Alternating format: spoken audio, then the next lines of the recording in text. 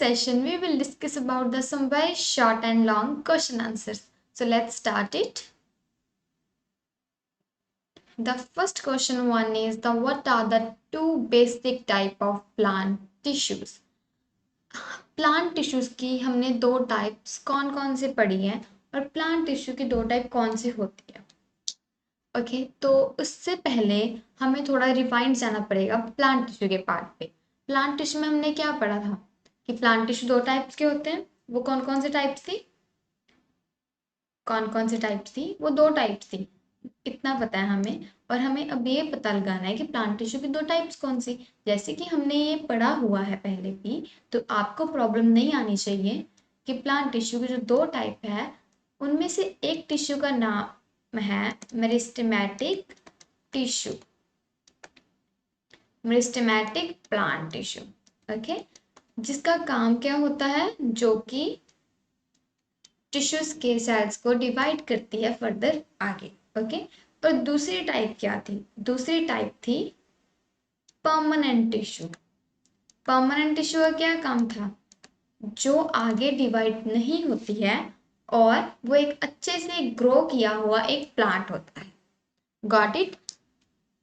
The next question is name the kind of animal tissue in which. हमें कुछ animal tissues की kinds बतानी है जो कि ये आगे दी हुई है. The first one is cells are flat, मतलब सेल एक फ्लैट भी है, क्यूबाइडल है, कॉलमनर भी हो सकता है, जो कि प्रोटेक्टिव लेयर फॉर्म करते हैं. देखो अगर फ्लैट की बात करें तो कुछ इस तरह से. ओके, अगर क्यूबाइडल की बात करें तो कुछ इस तरह से, as you can see that, कुछ इस तरह से. और कॉलम की बात करें तो कुछ इस तरह से, राइट. और वो प्रोटेक्टिव लेयर भी फॉर्म करते हैं, मतलब एज ए प्रोटेक्शन भी काम आते हैं. तो ऐसे कौन से टिश्यूज हमने पढ़े थे? सबसे पहले वाले टिश्यूज पढ़े थे जिसमें मैंने आपको एग्जांपल दी थी कि हमें जो प्रोटेक्ट करते हैं, हमारे प्रोटेक्ट कौन करता है? स्किन. और स्किन में कौन से सेल्स हैं? Epithelial cells. मतलब एपिथेलियल सेल्स क्या बनाते हैं? Epithelial tissue. तो बेसिकली इसमें कौन से टिश्यूज है? Epithelial tissues. हो गया ना कितना आसान. अगर आप अच्छे से समझोगे कि ये क्वेश्चन पूछ क्या रहा है और आपने पढ़ा होगा तो आप इसका आंसर जल्दी दे पाओगे. Okay, the next one is cell produce and pour out chemical substance. Produce भी करता है और पोर भी करता है, राइट. तो करता क्या है? Chemical substance. अब ये केमिकल सब्सटेंस कौन से होंगे? केमिकल सब्सटेंस होते हैं जैसे कि सलाइवा. सलाइवा प्रोड्यूस कौन करता है? हमारे माउथ में सलाइवा प्रोड्यूस होता है, राइट. स्वेट, पसीना निकलता है. दो चीजें हमें पता चल गई. एंजाइम्स होंगे जो हमारे स्टमक में एंजाइम प्रोड्यूस होते हैं, डिजेशन में हेल्पफुल होते हैं. मिनरल्स भी हो गए, ठीक है. ऐसे सब कुछ ये सब क्या करते हैं? इनका मेन काम क्या होता है? केमिकल सब्सटेंस, मतलब स्वेट को, ब्रेस्ट मिल्क हो गया, एंजाइम्स हो गए, इनको सिक्रीट करना. और पोर का मतलब होता है फिल आउट करना, मतलब जाना और मतलब फिल आउट करके वापस आ जाना, पोर कर देना. ओके, रैपिडली फ्लो करना मीन्स बेसिकली आप इसे बोल सकते हो. तो वो केमिकल सब्सटेंस के बारे में पे आपको पता चल गया. अब सुनो, सोचो जरा कि अब एपिथेलियल टिश्यू तो हो नहीं सकता है बिकॉज उसका काम सिर्फ प्रोटेक्शन प्रोवाइड करना है, ना कि किसी केमिकल सब्सटेंस को पोर करना या प्रोड्यूस करना. क्लियर? मतलब ये तक क्लियर कट है. और हमने कौन कौन सा टिश्यूज पढ़े थे एपिथेलियल टिश्यूज के बाद? हमने पढ़ा था नर्वस टिश्यू. नहीं, नर्वस टिश्यू का काम क्या होता है? हमारे ब्रेन से होता है. वो क्या करता है? इम्पल्स कंडक्ट करता है या फिर सिग्नल प्रोवाइड करता है. तो वो तो बिल्कुल ही नहीं हो सकता. तीसरा हमने कौन सा पढ़ा था? Muscle tissues. मसल टिश्यूज में भी फर्दर आगे टाइप मसल टिश्यूज पढ़े थे. और मसल टिश्यूज में भी हमने पढ़ा था, लेकिन एपिथेलियल टिश्यू की भी सब टाइप्स थी. Parenchyma, sclerenchyma, collenchyma, क्लोरेन्काइमा. कुछ याद आया? उसके बाद हमने एक टिश्यू और पढ़ा था, that is called glandular tissues. अगर आपको याद हो तो ग्लैंडुलर टिश्यूज ही एक ऐसे टिश्यूज थे जो क्या प्रोवाइड करते हैं? जो सिक्रीशंस प्रोवाइड करते हैं. स्वेट का, सैलिवरी ग्लैंड से सलाइवा प्रोड्यूस होता है. ओके, तो द राइट आंसर हमें मिल गया, दैट इज ग्लैंडुलर टिश्यूज. उसके बाद सेल्स कैन कंडक्ट इम्पल्स, मैंने अभी रिसेंटली अपने वर्ड्स बैक लिए हैं, सेल कैन कंडक्ट इम्पल्स, जो इम्पल्स कंडक्ट करते हैं, जो सिग्नल भेजते हैं। फॉर एग्जाम्पल हमें कुछ गर्म लगा है तो किसने सिग्नल भेजा कि अपना हाथ हटाओ नहीं तो आप जल जाओगे, हमारे दिमाग ने, राइट। तो ये किसके अंदर आता है, नर्वस टिश्यू के अंदर। For what, nervous tissue. The next one is cell can contract and relax, हमारे जो सेल्स हैं हम अपनी बाजू को आराम से कॉन्ट्रैक्ट कर सकते हैं और I can relax, okay.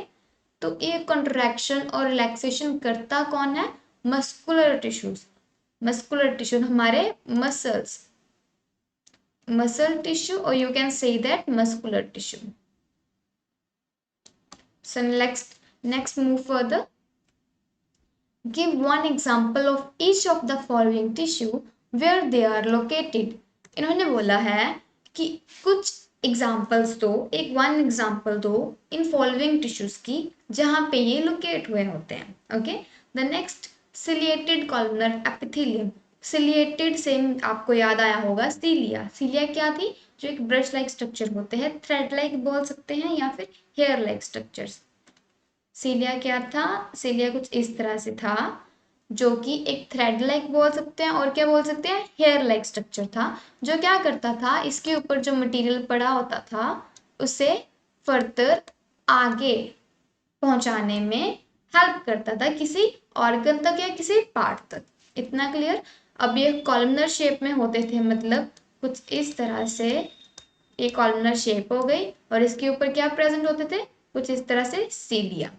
Clear.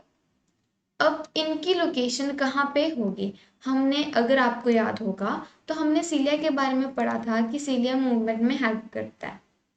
और अगर इसके प्रेजेंट की बात करें तो सिलिएटेड टिश्यूज हमें मिलते हैं, कहाँ मिलते हैं हमें सिलिएटेड टिश्यूज, सिलिएटेड टिश्यूज हमें बेसिकली मिलते हैं ट्रैकिया। ट्रैकिया क्या है, विंड पाइप। ट्रैकिया क्या है, विंड पाइप। विंड पाइप क्या है, जो हमारे लंग्स के बीच में होती है, राइट। तो वो विंड पाइप में क्या प्रेजेंट होते हैं, सिलेटेड टिश्यूज, जो कि करते हैं मूवमेंट करवाने में हेल्पफुल होते हैं। क्लियर। उसके बाद नेक्स्ट है elastic cartilage. Elastic cartilage, cartilage के बारे में मैंने क्या बताया था, ये फ्लेक्सिबल होते हैं, ये इलास्टिक होते हैं। इलास्टिक के बारे में बताया था, सॉफ्ट होते हैं, फ्लेक्सिबल होते हैं, इलास्टिक होते हैं। और ये अगर आप इससे ही जानोगे तो हमारे कौन से पार्ट है जिन्हें जिस जैसे मर्जी हिला लो वो फिर से अपने दोबारा उसी स्टेज में आ जाएंगे। कौन से एग्जाम्पल थी, हमारे फेस पे भी वो एग्जाम्पल है, दैट इज द नोज। क्या बताया था मैंने, अगर हम नोज को इस तरह से मूव करेंगे it will be automatically on the same position, ये अपनी पोजीशन में दोबारा से आ जाएगी।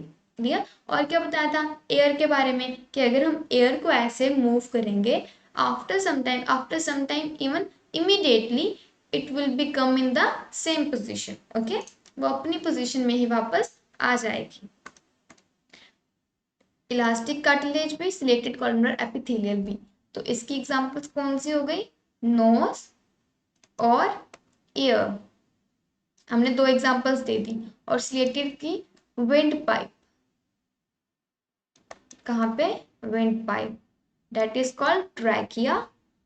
आफ्टर दैट अनस्ट्राइटेड मसल्स, हमने क्या पढ़ा था स्ट्राइटेड के बारे में, वो वाले मसल्स जो कि हमारे कंट्रोल में नहीं होते, ओके। अन मतलब नॉन, और नॉन स्ट्राइटेड मसल्स कौन से होते हैं, जो हमारे कंट्रोल में नहीं होते और जो अपनी मर्जी से काम करेंगे, वो बोलेंगे नहीं कि हाँ बताओ बहन आपकी क्या मर्जी, आप क्या चाहते हो, हमें वो डिसीजन या हमसे डिस्कशन नहीं करेंगे, ओके। अगर उन्हें पंप करना है वो पंप करेंगे, वो कार्डिक मसल्स में आ जाएगा। अगर उन्हें डाइजेशन करनी है तो वो करेंगे, वो हमसे पूछेंगे नहीं कि आपके फूड की डाइजेशन करें या ना करें। Got it. तो अभी मैंने एग्जांपल इसकी बोल दी, digestion, it means wall of intestine. जो इंटेस्टाइन की वॉल्स होती हैं भाई वो नॉन विलेंट्री होती है, ओके। वो हमसे नहीं पूछेंगी कि मैं डाइजेशन करूँ या ना करूँ। After that the next question is, in potato starch is stored in sclerenchyma। हमने टिश्यूज पढ़े हैं, right, sclerenchyma collenchyma, parenchyma and chlorenchyma. Okay, तो बारी बारी से इन टिश्यूज को पहले समझते हैं। स्क्लेरेनकाइमा के बारे में हमने क्या पढ़ा था? स्क्लेरेनकाइमा एक टिश्यू की टाइप है जिसका मेनली फंक्शन क्या था? ये क्या करती थी? ये डेड सेल को कंपोज करती थी, मतलब इसके पास कौन से सेल होते थे? Dead cell. और अगर देखा जाए इसके फंक्शन के बारे में कि इसका काम क्या था भाई, तो ये क्या प्रोवाइड करती थी? स्ट्रक्चरल सपोर्ट प्रोवाइड करती थी। प्लांट्स में ये क्या प्रोवाइड करती थी? स्ट्रक्चरल सपोर्ट प्रोवाइड करती थी। Got it? कुछ याद आ गया होगा अब आपको? ये क्या प्रोवाइड करती है? सपोर्ट। मतलब इसका स्टोरेज से कोई लेना देना नहीं है, क्योंकि यहाँ पे तो हमें स्टोरेज का देखना है कि स्टोर कौन करता था, तो it will B prove wrong. Next one is collenchyma. Collenchyma का काम क्या होता है? कोलेनकाइमा क्या करता है? ये भी सपोर्ट प्रोवाइड करता है, स्ट्रेंथ प्रोवाइड करता है, मैकेनिकल स्ट्रेंथ हो गई, और क्या करता है? फ्लेक्सिबिलिटी।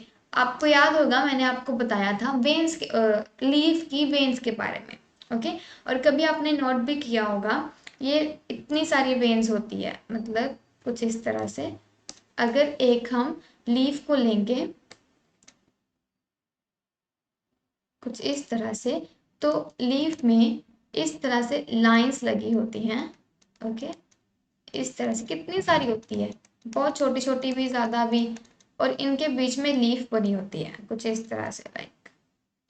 तो ये जो ये वाली चीज़ें हैं ये वेन्स होती हैं, इनमें क्या प्रेजेंट होता है? कोलेनकाइमा। ओके, जो क्या प्रोवाइड करती है? एक लीफ के पत्ते को, लीफ के वेन को स्ट्रेंथ प्रोवाइड करते हैं, सपोर्ट प्रोवाइड करते हैं। ओके, इट मीन्स ये भी अब सपोर्टिव हो गए टिश्यू, सपोर्ट भी प्रोवाइड करना है इन्होंने, स्ट्रेंथ भी प्रोवाइड करनी है, फ्लेक्सिबल भी होते हैं। अगर आप पत्ते को ऐसे लोगे भी it will become on the same position. हमने एक बात करी थी कुछ ऐसे टिश्यूज की जिन्हें अगर हम हाथ भी लगा देंगे वो मुड़ जाएंगे बट दोबारा से अपनी पोजीशन में आ जाएंगे। तो अब ये भी हो गया wrong proof. Next one is the parenchyma. Parenchyma एक टिश्यू है जिसका काम क्या था? पहली बात तो इसका काम मुझे जहाँ तक मुझे पता है और आपको भी पता होगा ये वाली बात, पेरेन्काइमा टिश्यू फोटोसिंथेसिस में हेल्पफुल होता है।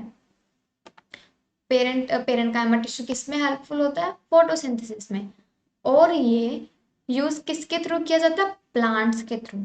किसके लिए किया जाता है? स्टोरेज के लिए, मतलब दो चीजों के लिए, स्टोरेज के लिए और फोटोसिंथेसिस के लिए। ओके, मतलब हमें फाइनली पॉइंट मिल गया स्टोरेज, और हमें क्या चाहिए था कि स्टोर कौन करता है भैया, और इससे हमें ये पता चलता है जो स्टार्च है वो पोटैटो जो स्टार्च है वो किस में स्टोर होता है? पेरेन्काइमा स्टोर करता है। ओके, पेरेन्काइमा में स्टोर होता है। हमने एक टॉपिक पढ़ा भी हुआ है। Next one is sclerenchyma. Sclerenchyma क्या है? पेरेन्काइमा की ही एक टिश्यू, पेरेन्काइमा टिश्यू का ही एक टाइप है। जैसे कि मैंने बोला पेरेन्काइमा फोटोसिंथेसिस में हेल्प करता है, गॉट इट? उसी तरह से जो क्लेरेन्काइमा है वो भी फोटोसिंथेसिस में हेल्प करता है। लेकिन अब आप बोलोगे मैम दोनों कैसे कर सकते हैं? तो कुछ याद कीजिए, जो पेरेन्काइमा क्लेरेन्काइमा टिश्यू टाइप किसकी है? पेरेन्काइमा की। इसके पास क्या है? एक पिगमेंट है जिसका नाम है क्लोरोफिल, और क्लोरोफिल का यूज कहाँ किया जाता है? फोटोसिंथेसिस में, फॉर मेकिंग फूड। तो अल्टीमेटली एक दूसरे के कांटेक्ट में आ गए। क्लियर? तो हमें चारों के फंक्शंस पता चल गए और हमें फाइनल आंसर भी मिल गया कि पोटैटो जो स्टार्च होता है वो किस में प्रेजेंट होता है। That the correct one answer is parenchyma. So आगे चलते हैं इसी से। Tendons and ligaments are the examples of what? चार चीजें दी गई हैं, fibrous connective tissue, cartilage, muscular tissue and adipose tissue. और इन सब में से हम देखेंगे कि कौन सा करेक्ट वन है। फाइब्रस कनेक्टिव टिश्यू, जो फाइब्रस कनेक्टिव टिश्यू होते हैं वो फाइबर से रिलेटेड होते हैं। कनेक्टिव मतलब जो एक पार्ट या किसी ऑर्गन को किसी दूसरे ऑर्गन या पार्ट से क्या करते हैं? कनेक्ट करते हैं। और हमने क्या पढ़ा था इसमें कि फाइब्रस कनेक्टिव टिश्यूज में दो पार्ट्स आते हैं, एक आते हैं टेंडन्स और दूसरे आते हैं लिगामेंट्स। ये भाई हमें तो स्टार्टिंग में ही आंसर मिल गया इसका, राइट? अब हम थोड़ा सा फंक्शन देख लेंगे। जो टेंडन्स का काम क्या होता था? टेंडन्स वो थे जो क्या करते थे? जो मसल को किससे कनेक्ट करते थे? बोन के साथ। हमारे टिश्यूज बनते हैं ना, मसल बनते हैं, मसल अल्टीमेटली किससे कनेक्ट है, बीच में क्या होती है, हड्डी भी तो होती है ना यहाँ पे, कुछ इस तरह से यहाँ पे। तो मसल किसके साथ कनेक्ट है, बोन के साथ। और आगे बात करें लिगामेंट्स की, तो लिगामेंट्स का क्या काम था, लिगामेंट्स वो थे, एक बोन यहाँ पे है, अब इस बोन और इस बोन को एक दूसरे के साथ कनेक्ट कौन कर रहा है, ligament, that is the point is ligament. Okay, मतलब एक बोन को दूसरी बोन के साथ कनेक्ट करना, that is called ligament, bone to bone attach होना। और टेंडन्स क्या थे, जो मसल टू बोन अटैच थे। So we get our final answer, that is called fibrous connective tissues. Cartilage के बारे में हम थोड़ा सा पढ़ लेते हैं अभी भी। कार्टिलेज क्या था, जो फ्लेक्सिबिलिटी प्रोवाइड करते थे, मतलब इनकी तो एग्जांपल हो ही नहीं सकती, right. Muscular tissues, muscular tissues में क्या आता था, मसल कॉन्ट्रैक्शन रिलैक्स। टेंडन्स और लिगामेंट कॉन्ट्रैक्ट रिलैक्स नहीं करते हैं, मतलब हमें कॉन्ट्रैक्शन और रिलैक्शन में हेल्प नहीं करते। एडिपोज टिश्यू, जो हमारी फैट होती है हमारे बॉडी सेल्स में, उनको स्टोर करने की हेल्प स्टोर करते हैं। Clear. Next one is parenchyma containing chloroplast is known as, chloroplast से मुझे याद आ रहा है क्लोरोफिल।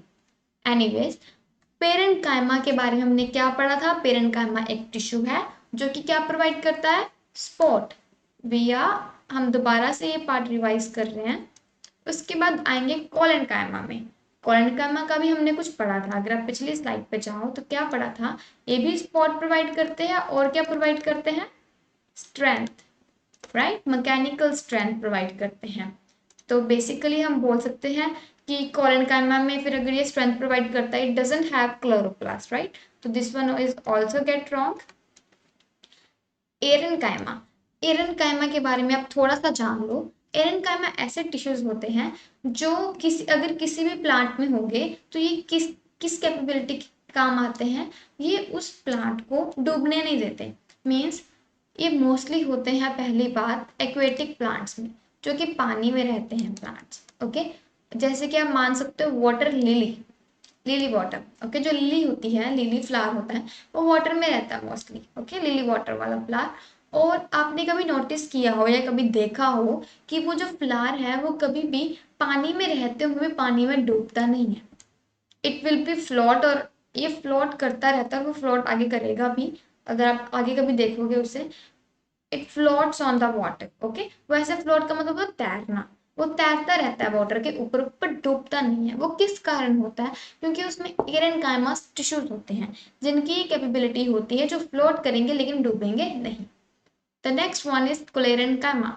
क्लोरेनकाइमा से मुझे अब कुछ फिर से याद आ रहा है, क्लोरेनकाइमा क्लोरीन, क्लोरोफिल, और क्लोरेनकाइमा के पास क्या होता है, क्लोरेनकाइमा के पास होता है क्लोरोप्लास्ट, मतलब क्लोरोफिल भी होता है, क्लोरोप्लास्ट, क्लोरोफिल है तो डेफिनेटली क्लोरोप्लास्ट भी होगा। देखो जो क्लोरेनकाइमा होता है वो हेल्प करता है लीफ की प्रोडक्शन में, किस किस तरह से लीफ की प्रोडक्शन में, फोटोसिंथेसिस में।